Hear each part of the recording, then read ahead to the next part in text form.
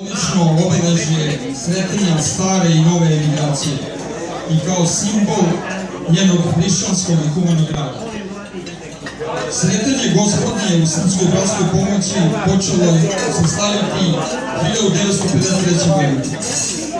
Sretanje u našem narodu obeležava više različitih dešavanja.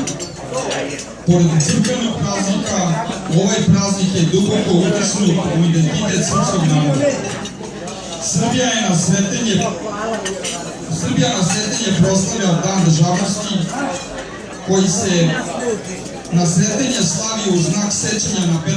februar 1804. godine, kada je u malom šumadijskom mestu Orašac počela borba za konačno oslobođenje od petovekovnog robovanja pod Turcima.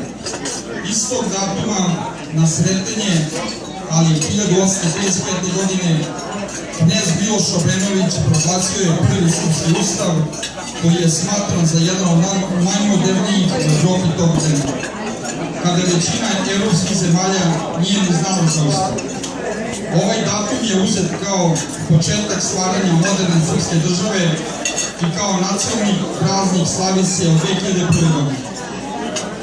Čast mi je što mogu da vas pozdravim u ime Srpske narodne odbrane i poželim svim članovima i prijateljima Srpske bratske pomoći srećnu slavu i uspešan dalji rad na humanoj misiji ove organizacije. Želim da se svi vi uključite u rad ove organizacije Srpske bratske pomoći koja ima humanu misiju i da se uključite u rad drugih organizacija, jer bez vas organizacije ne mogu da postoje. Neće se pojaviti drugi, bolji, pametniji i hrabriji Srbi od nas.